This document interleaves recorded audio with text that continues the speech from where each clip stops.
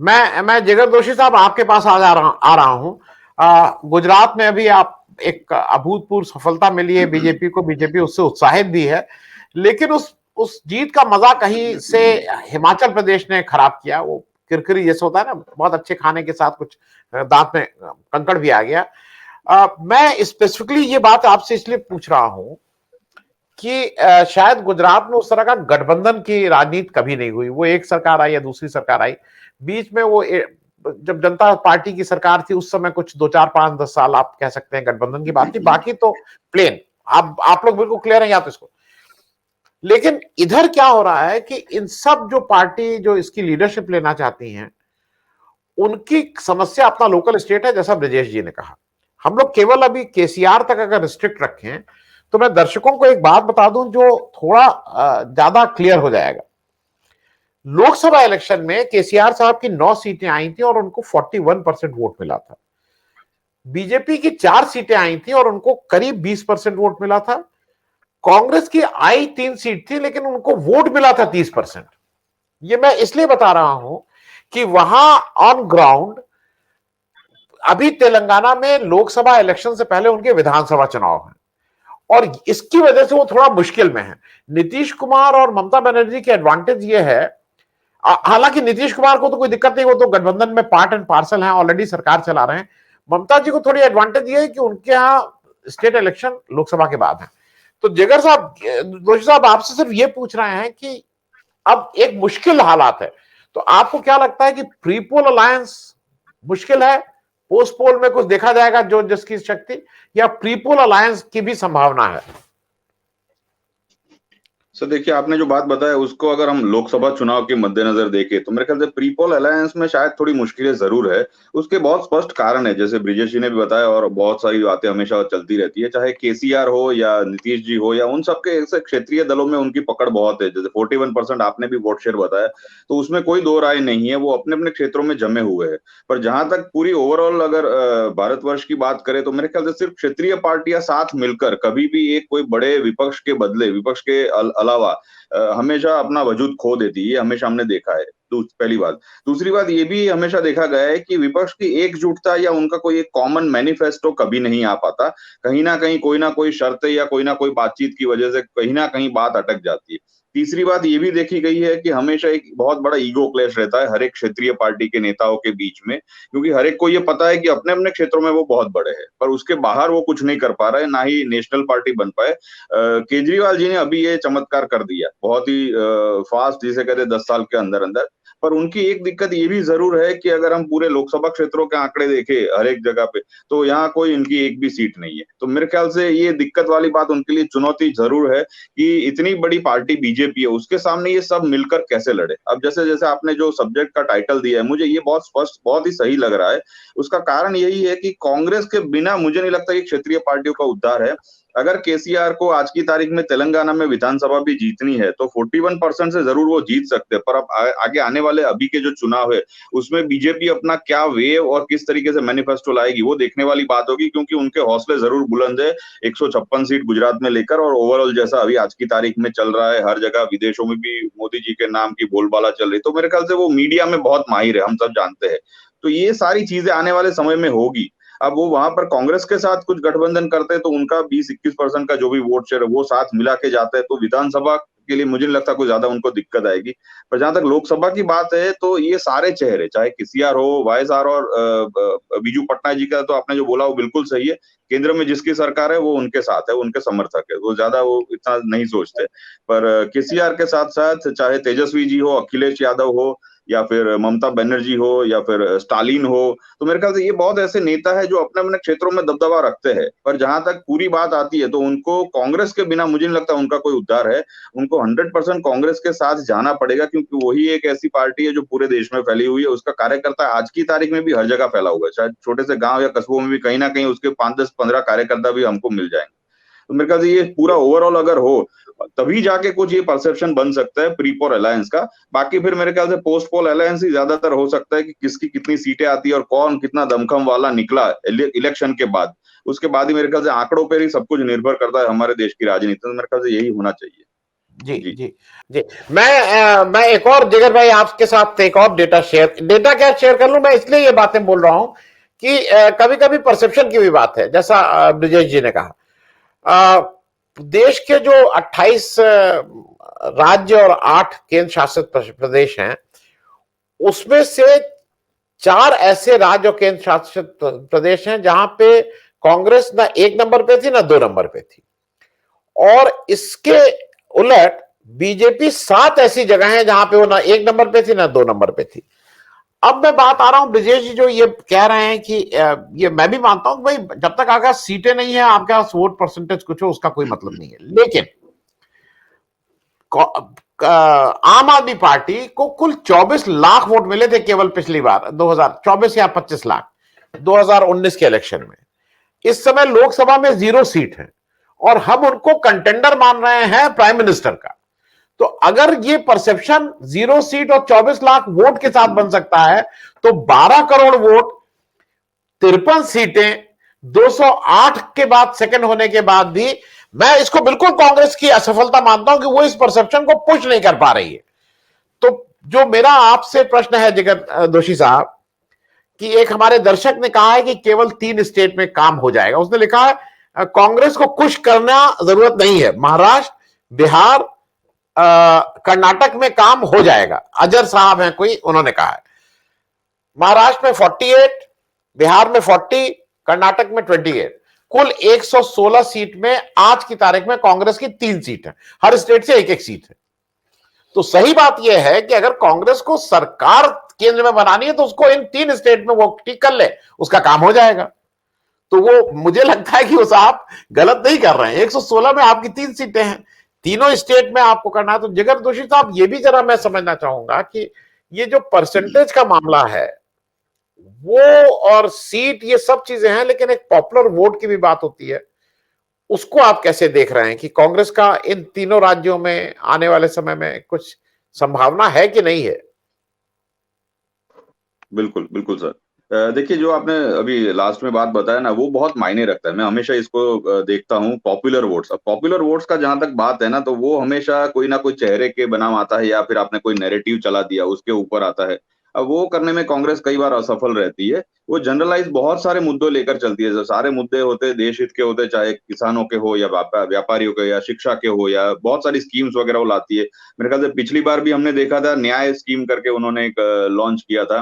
वो बहुत ही बखूबी ज़बरदस्त स्कीम थी, बिल्कुल मनरेगा जैसी, जिसमें लोगों के हाथ में कैश आती थी और मेरे ख्याल से अर्थतंत्र एक जिसे हम कहते हैं रोटेशन में आना चाहिए, इस तरीके की पूरी बात थी।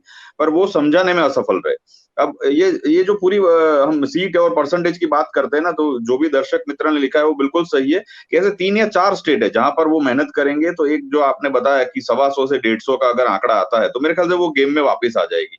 पर यहीं पर सबसे ज़्यादा मुश्किल आ रही है, वो मुझे इसलिए दिख रहा है क्योंकि मुश्किल ये है कि आज की तारीख में उन्हें वहाँ पे क्षेत्रीय पार्टियों का भी सामना करना है, बीजेपी के पॉपुलर वोट्स का भी सामना करना है और अगर हिंदी बेल्ट है, तो और ज़्यादा इस तरीके की चुनौतियाँ भी उनके सामने है, जहाँ पर कांग्रेस कभी इतनी पॉपुलर नहीं रही है, हिंदी बेल्ट्स में ज़्यादातर खास करके। और सबसे बड़ी जो चुनौती उनको आती है, वो ये है कि आखिरकार वो किनको पीएम फेस का प्रोजेक्शन करेंगे, क्योंकि कई बार विधानसभा में ये चीज़ चल जाती है, पर जब लोकसभा की बात आती है तो लोग हमेशा ये दारोमदार रख के या देखकर चलकर चलते हैं कि चलिए यहाँ पे बीजेपी में से मोदी जी खड़े हैं तो सामने आपके सामने कौन है? अब ये फिर जो फेस गेम का जो बैटल हो जाता है उसमें कई बार कांग्रेस विफल होती है और जब क्षेत्रीय पार्टी अपने चेहरे आगे करती है, चाहे जैसे नीतीश जी ने किया हो या और किसी ने किया हो या केसीआर भी प्रयत्न कर रहे हो, तो मेरे ख्याल से वो इतने पॉपुलर नहीं है जो पूरे भारतवर्ष को एड्रेस कर सके। अब वहीं पर कांग्रेस जहाँ पे विफल होती है तो मेरे ख्याल से विजय सर ने जो एक बात बताई, वहां पर कहीं कांग्रेस के लिए थोड़ा बहुत चांस दिख रहा है। जैसे पहले ही जगह जहाँ पे वो जीत रही है वो उनकी मजबूत जगह है कि जहाँ से वो सीट निकाल कर लाती है। सेकंड जो 208 जगह है आपने बताई, तो वो जो क्षेत्र है वहां पर उनको ज्यादा मेहनत करने की जरूरत है और अपना क्षेत्रीय संगठन और संगठन के साथ क्षेत्रीय मैनिफेस्टो, वो 2 चीज अगर वो करे तो शायद उनको चांस मिल सकता है। और मेरे ख्याल से तीसरे और चौथे पॉइंट पे जहां पर वो है, वहां पर मुझे लग रहा है कि शायद उन्हें गठबंधन करना चाहिए, क्योंकि गठबंधन करने से वो वहां पे या तो वो वहां पे कॉन्टेस्ट में रहेंगे या फिर कॉन्टेस्ट से ही निकल जाएंगे और अपने साथ में जो गठबंधन जिससे किया है उसको वो पूरा फेयर चांस दे देंगे वहां की सीट जीतने के लिए। मेरे ख्याल से उनके जी लिए कंपटीशन कम हो जाएगा। और साथ साथ में गेन ज्यादा होगा। तो ये बहुत बड़ी रणनीति उनको बनानी होगी, क्योंकि सामने बहुत बड़ा एक चेहरा है और बहुत बड़ी पार्टी है। तो मेरे ख्याल से अब अगर वो छोटी छोटी रणनीति बनाएंगे या बिल्कुल उनकी जो टीम है वो बहुत सारी चीजों को आने वाले 1 साल में एड्रेस ठीक से नहीं कर पाएंगे, तो मुझे नहीं लगता वो परसेप्शन या वो नैरेटिव बनेगा। क्योंकि भारत जोड़ो यात्रा से जो पॉजिटिव परसेप्शन और नैरेटिव बना है, उसमें भी कहीं ना कहीं आप देखिए कि बहुत सारी नेगेटिव बातें भी आ जाती है। चाहे वो गुजरात के इलेक्शन में हमने देखा हो कि मेघा पाटकर को जोड़कर जो बात चली थी, वो भी खूब चली थी यहाँ पर। अभी आज की तारीख में ऐसे कई लोग वहां पर भी शिरकत करते हैं भारत जोड़ो यात्रा में, जो बीजेपी बिल्कुल 100% उसका प्रचार इस तरीके से करने में सफल होती है कि वो लोग देश के लिए या देश की नीतियों के लिए अच्छा नहीं सोचते। तो ऐसी बहुत सारी बैटल है जो आने वाले 1-1.5 साल में उनको लड़नी होगी कांग्रेस को और सारी क्षेत्रीय पार्टियों। तो मेरे ख्याल से इनको 1, 2, 3 ऐसे 3 स्टेप बनाएंगे कि जहां मजबूत है वहां मजबूती से अपने नेता खड़े करे लड़े। सेकंड जहां पर है वहां अपना क्षेत्रीय संगठन, क्षेत्रीय मैनिफेस्टो खड़ा करके लड़े। और तीसरा जहां पे स्टेप है वहां पर वो गठबंधन करके लड़े, ताकि गठबंधन वाली पार्टी को पूरा पूरा कांग्रेस के वोट का बेनिफिट मिले और वो वहां कॉन्टेस्ट ना करे और कुछ मिली जुली सरकार बनाने की कोशिश करे। तो मेरे ख्याल से शायद कहीं उनके लिए होप है। अदरवाइज अगर वो 105, 110 के आसपास भी सिमट जाती है, 100 से ऊपर भी जाती है, तो भी मेरे ख्याल से मुझे नहीं लगता कि वो गेम में वापस आने के लिए उनको और ज्यादा टाइम लगेगा। जी जी नहीं, एक एक जिगर भाई, एक छोटा सा एक प्रश्न और आउट ऑफ कंटेक्स्ट है। गुजरात में कुछ जी अब बचा है कि नहीं बचा है कि वो गुजरात जाने की भी कांग्रेस को जरूरत नहीं है? जैसे कहते नहीं है भाई 26 में 26, 26 में 26 इतनी बार से आ रहा है, इस बार तो हालत भी खराब हो गई है। तो अभी गुजरात में कुछ है, आपको क्या लगता है? बिल्कुल, बिल्कुल सर। नहीं, गुजरात में एक्चुअली कैसा है कि आज की तारीख में जो 26 से 26 आ रही लोकसभा में, वहाँ तो कुछ नहीं है। ये मैं बिल्कुल ओपनली कहता हूँ। विधानसभा की जहाँ तक बात थी तो वो कॉन्टेस्ट में थे, पर जो रिजल्ट आया उससे तो साफ दिख रहा है कि उन्होंने बहुत गलतियाँ भी की और वो गलतियाँ रिफ्लेक्ट होकर वोट में दिखी हमें। और जो नंबर्स और जो आंकड़े आए उसमें भी दिख गए। पर लोकसभा की जहाँ तक बात है, लोग बहुत स्पष्ट है सर। ये भी मैंने देखा कि अब जैसे दिल्ली का इलेक्शन हम देखें तो वो हमारे लिए एक एक क्या कहते हैं उसे, समझने वाली बात है। यह एक थियरी ही बन गई है जब दिल्ली का इलेक्शन हुआ, कि दिल्ली में विधानसभा में लोग केजरीवाल जी की पार्टी को वोट देते हैं, पर लोकसभा की सीट की जब बात आती है तो सीधा वो बीजेपी को, मोदी जी को वोट देते। तो लोगों का भी जो एक नजरिया है या परसेप्शन या सोचने की बात है, वो बहुत क्लियर होती जा रही है धीरे धीरे। जो पहले जो त्रिशंकु विधानसभा या ऐसे सब होता था या फिर लोग बटे होते थे, आज की तारीख में तो जो लास्ट मिनट डिसाइड करने वाले वोटर्स है, मेरे ख्याल से वो भी बिल्कुल कम हो गए। अगर वो डिसाइड नहीं कर पाते तो उसका वोट भी किसी को नहीं जाता, वो सीधा नोटा दबा देते। अब आप पिछले इलेक्शन में भी देखिए, ये गुजरात में 5 लाख से ऊपर नोटा वोट थे, तो ये भी बहुत बड़ा आंकड़ा था। तो मेरे ख्याल से ये सारी चीजें भी अब लोग बिल्कुल क्लियर होते जा रहे हैं। और एक एक तबका ऐसा भी मैंने देखा इस बार, जो बिल्कुल क्लियर नहीं है ना, वो वोट देने ही नहीं जा रहा। उसे पता है कि नहीं, मुझे समझ नहीं आ रहा किसे वोट करना है, या मेरे परिप्रेक्ष्य के हिसाब से कोई पार्टी सही नहीं बैठ रही, तो वो वोटिंग ही नहीं कर रहा। तो इस बार मुझे लग रहा है कि सारा जो वोटिंग पैटर्न है वो बहुत ही क्रिस्टल क्लियर, मतलब मतदाता बहुत जागरूक हो चुका है, उसे पता है उसे कौन चाहिए। अब ये जो जी फाइट है उसमें विपक्षी पार्टियों को, खास करके कांग्रेस को अपना चेहरा बनाना पड़ेगा। चेहरे के साथ पूरा नैरेटिव खड़ा करना पड़ेगा, और वो नैरेटिव पूरा देश हित में हो, लोगों की भलाई के लिए, और इस तरीके से प्रोजेक्शन 1.5 साल में करना पड़ेगा गठबंधन के साथ। जहां जहां अब उसमें ईगो बैटल्स आएंगे, उनके कई क्षेत्रीय नेता लड़ेंगे अंदर अंदर। ये बहुत सारी चीजें हैं जो उनको हैंडल करनी है। अगर वो कर पाते तो ठीक है, मेरे ख्याल से गेम में चांस है उनके लिए। अगर वो नहीं कर पाते तो ये सीधा सीधा लाभ, जैसे मेरे ख्याल से विशाल सर ने और सिंह साहब ने पहले बताया था कि इसका सीधा फायदा बीजेपी को 2024 में जरूर होगा, और मेरे ख्याल से पिछली बार से ज्यादा होगा, ऐसा दिख रहा है। मैं जिगर भाई, अब मैं क्लोजिंग स्टेटमेंट आपसे ले रहा हूं। एक मेरे दर्शक एक चीज पूछ रहे हैं, तो मैं इसलिए मुझे लगा कि मैं आपसे पूछ लूं। उनका कहना यह है कि 80 वर्ष के खड़गे जी इस देश के युवक जो वोटर हैं, उनके सुपर हीरो नहीं हो सकते हैं। तो मैं सिर्फ समझने के लिए आपसे पूछ रहा हूं कि जैसे 72 वर्ष के मोदी जी हैं, तो क्या 72 वर्ष को युवा वर्ग अपने से कनेक्ट करेगा?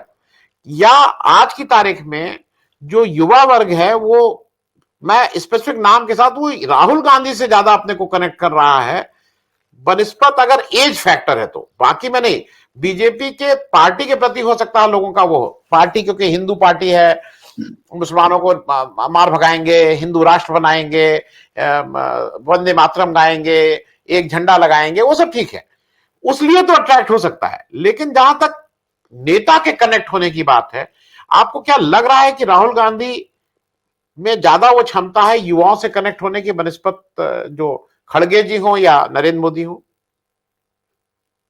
बिल्कुल सर, राहुल गांधी जी में क्षमता जरूर है, उसमें कोई दो राय नहीं है, पर जैसे मैंने पहले कहा और हम सब हमेशा डिस्कशन करते हैं कि पूरा परसेप्शन का खेल है, नैरेटिव का। तो ये नैरेटिव या जो परसेप्शन आज की तारीख में जो बना है कि मोदी जी 18 घंटे काम करते हैं और एज फैक्टर उन्हें कहीं दिख नहीं रहा। अलग अलग जगह देश विदेश में आज यहाँ मीटिंग है, 3 घंटे बाद वो किसी और स्टेट में दिखेंगे और उसके 6 घंटे बाद कहीं वो विदेश में दिखेंगे और काम करते नजर आएंगे। तो मेरे ख्याल से ये सारी बातों ने युवा लोगों के मन पर बहुत जबरदस्त प्रभाव डाला है।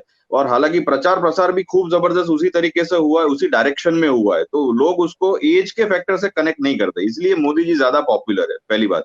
दूसरी बात ये है कि जैसे मैं हमेशा कहता हूँ कि उनके सामने खड़ा रहने वाला चेहरा जो है वो उसी लेवल की मेहनत या उस लेवल का काम या उस लेवल का चमकता हुआ चेहरा लेकर जब तक नहीं आएगा, तब तक स्वाभाविक सी बात है कि 1 से 5 में एक ही चेहरा दिखेगा हमें, और बाकी के चेहरे 6 नंबर से शुरू होंगे या 7 नंबर से शुरू होंगे। तो मेरे ख्याल से ये भी एक बहुत बड़ा डिस्कनेक्ट है, जिस वजह से ये सारी चीजें हमें हमेशा दिखाई पड़ती है। और इसी तरीके से अगर जैसे राहुल गांधी जी मेहनत करें और अपने अपना जो आज की तारीख में आप देखिए कि उनके जो वक्तव्य है उसमें भी बहुत सारी मैच्योरिटी हमें दिख रही है बनस्पत पहले जो वो बोलते थे। काफी सारे मुद्दे वो सही सही तरीके से सबसे बड़ी बात ये मैंने देखी पिछले कुछ समय में 2-3 महीनों में कि उनके शब्द है वो काफी सही पड़ रहे हैं। शब्दों में कहीं कोई इश्यूज इतने ज्यादा नहीं आ रहे। तो मेरे ख्याल से ये सारी चीजें उन्हें करनी पड़ेगी आने वाले समय में। अगर बीच में उन्होंने कहीं कोई एक चीज ऐसी कर दी जिस वजह से ये सारा जो भारत जोड़ो यात्रा का श्रेय है उसे धूमिल करने में बीजेपी या और भी कोई पार्टी जो उनकी ऑपोजिट है वो एक कसर 1 सेकंड नहीं लगाएंगी, तो ये बहुत बड़ा खामियाजा उन्हें भुगतना पड़ सकता है। ये बिल्कुल साफ फैक्ट बात है, अगर एक जरा सी भी गलती की उन्होंने तो ये सारी चीजें उनको सोचनी पड़ेगी। बाकी जहां तक खड़गे जी की बात है वो बिल्कुल युवा चेहरा नहीं है, पर हाँ एक चमक लेकर जरूर आए। उन्होंने गुजरात में भी काफी प्रयत्न किए, पर हालांकि जैसे हमेशा होता है कि गुटबाजी गुजरात हो या और भी कोई राज्य हो, उनके जो क्षेत्रीय लेवल की गुटबाजी है नेताओं के अंदर वो उन्हें काफी महंगी पड़ती है, और ये इस बार भी यहाँ हमने वापस से देखा एंड में बिल्कुल लास्ट 1 हफ्ते के अंदर अंदर। तो मेरे ख्याल से जी मोदी जी के सामने लड़ने के लिए युवा चेहरे के बदले एक युवा चेहरे होने का और काम करने का जो परसेप्शन बनाना है वो बहुत जरूरी है। वो परसेप्शन उनको बनाना पड़ेगा, एक नैरेटिव बनाना पड़ेगा।